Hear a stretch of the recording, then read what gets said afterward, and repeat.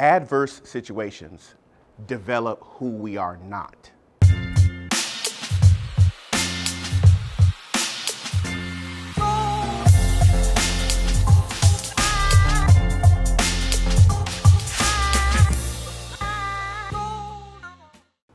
Adverse situations develop who we're not? Yes, it helps us see who we are not because it reveals where we are right now. And so when we begin to understand adversity, problems, challenges, all those aspects of who we are, all those experiences and circumstances, they help bring us into change. Now, let's take a look at a text I think is very important. It is from the story of Gideon in Judges chapter 6. Gideon, he was hiding and he was in a wine press. He's in there and he's pressing grapes. He's pressing olives perhaps. Either way, he was in a crushing experience, and the goal of that was to create wine. He's in this place where he's in darkness. He's in a pit. He's in a low place, and then the angel of the Lord calls him and says, Gideon, you mighty man of valor. Now, here it is. You're in a low place. Many times you find yourself in a pit, an emotional pit, a financial pit, a relationship pit. What's a pit? It is an open space that it's very difficult to get out of, but yet you're sitting there and you're putting in work.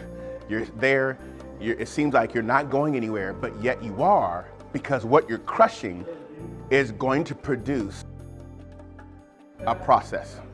So this process that he is crushing is going to produce something. The crushing produces something. And in his case, he was in a wine press. Now, of course, we're much more sophisticated when we're producing different drinks nowadays, of course, in our current modernization. But during that time, he had to physically use his feet in a dark place, in a pit, where it appeared he was hiding. And so here comes the angel of the Lord and tells him he's great, he's a mighty man. And so he begins to first look at the lack. How can I be mighty because of where I'm from? He looked at his history, he looked at his heritage. Clearly he had a self-image issue. And so because of that self-image issue, or him looking at the realities of where he came from, he did not think he was qualified for the job of being great, of being mighty. Imagine that. We have greatness in us. We have mighty capacities inside of us. We have our measure in life that we've been given. We have treasure we've been given. But what do? We look at the adverse situations, and those adverse situations that we're experiencing, they really show us who we are not. In other words, it shares with us and shows us the realities of how we're feeling about ourselves and how we perceive and think about ourselves. And when we begin to look at those perceptions, perhaps there's something we're not looking at. We're not looking at the realities that as Gideon was hiding and burying his potential, the angel of the Lord saw something that Gideon was unable to see about himself. In spite of what's happening in our world, in spite of the challenges and the pit-crushing experiences that you and I experience, Gideon saw something that now I'm looking at where I come from, my background. I'm looking at the lack of resources that I have. I'm looking at what's happening in the world around me. Oftentimes, the way you view a problem determines the length of time you spend in that process. How do you view that problem? That problem is an opportunity for you to demonstrate a part of your potential you've never experienced before, but we must define what that means. Now, let's take a step back here and talk about how adverse situations develop who we are not and trap us in complacency. It leads us to ask a question: how do we view problems? How do we view suffering and adversity? Well, let's break this down. Problems are anything adverse to our advancement. Many times we think just because we are going through a situation that is adverse to our advancement, that's considered a problem. Perhaps we define a problem as anything that makes us uncomfortable because we live in a comfort zone. Maybe it's because we believe problems are anything that opposes our objectives. Maybe we think that problems are anything that will violate our vision of ourselves and our vision of where we're going. Some of us believe that problems are anything that prevents our progress. Well, it's important, folks, that anything that's adverse to your advancement, it's there to help you advance. Anything that makes you feel uncomfortable is to move you from a place of comfort into a place of a creative expression. Maybe we believe that if it opposes our objectives, opposition builds muscle. In the midst of tension, we see the truth of our capacity. We see the truth of our resistance stability. And then we build an internal muscle that we've never seen before because that opposition has not existed before. Some of us believe that it's something that violates my vision is considered a problem. We need visionary violation to bring clarity. It reinforces what we're looking at and why we're looking at it. Now imagine this if we never had any opposition. Imagine if we never had anything that made us uncomfortable. Imagine if we never had anything that opposes our ability to move into opportunities. Well, problems are anything that prevent our progress? No. If it comes to prevent our progress, that means that particular prevention is designed to move us into productivity. That's how we build leaders. That's how we build warriors. That's how we build overcomers. So how are we going to view our problems moving forward? Well, I want to talk about two aspects of viewing problems. Some of us view it as something that's called the unknown or the ignorant. Now, the unknown is something that hasn't been apprehended, or it hasn't been ascertained, or it hasn't really been released and we're not clear on it. The price of the unknown requires that we go outside of where we are.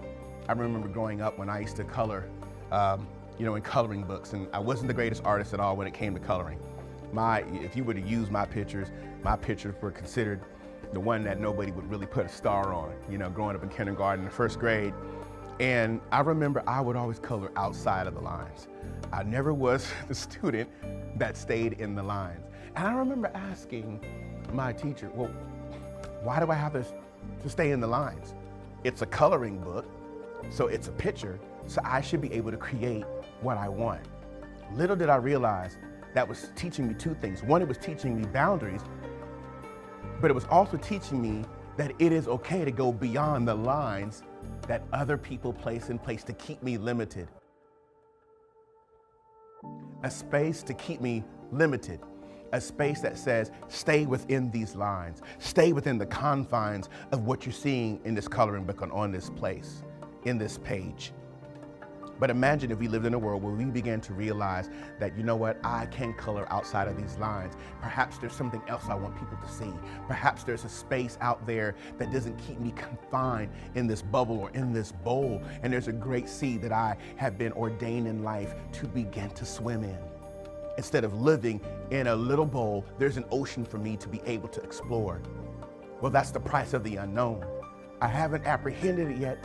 I haven't ascertained it. I haven't obtained it yet. It hasn't been revealed to me, but nonetheless, it's in my imagination and it's in my vision. So therefore, it's going to come to pass.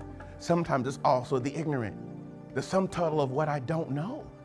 I don't know what I don't know, but it does not mean that I cannot learn it. It doesn't mean that it can't be revealed to me, whether it be in my imagination, whether it's in my memory, whether it's in me sitting in a place of calm and allowing life to speak from within.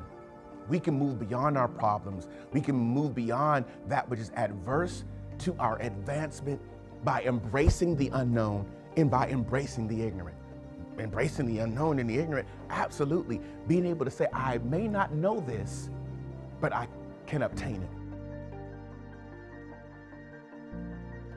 I may not know this, but I can obtain it. It may not be clear to me, but I can make it clear. And it may be unknown, but I can move beyond what is known by stepping out into the unknown. And that's where you begin to experience change that matters. I want to ask you again, how do you view your problems? Are you viewing it as anything that's adverse to your advancement right now? Is it about what makes you feel uncomfortable? It is about things that are opposing your objectives, things that violate your vision, anything that prevents your progress. I want to encourage you, embrace the unknown. Pay the price for the unknown. Pay the price to say, I'm going to move from this life of feeling like I need to know everything to really understanding that self-discovery is about disclosing aspects of who I am, because I'm a human, not only a human being, but I'm a human that's becoming. We struggle with that reality of experiencing change, for it's part of our nature in life to just try to put a block on things that are considered to be a problem. But it's important, folks, to just like Gideon, when we are called by the angel of the Lord, when there's a higher voice that helps us understand that I need to be in a place where I look above what I'm experiencing and I tap into the realities of the treasure that's in me, then I've shifted my mentality on how I view problems. See, it's not who we think you are that holds you back. It's who you think you're not. I'm Patrick Brown, your change architect.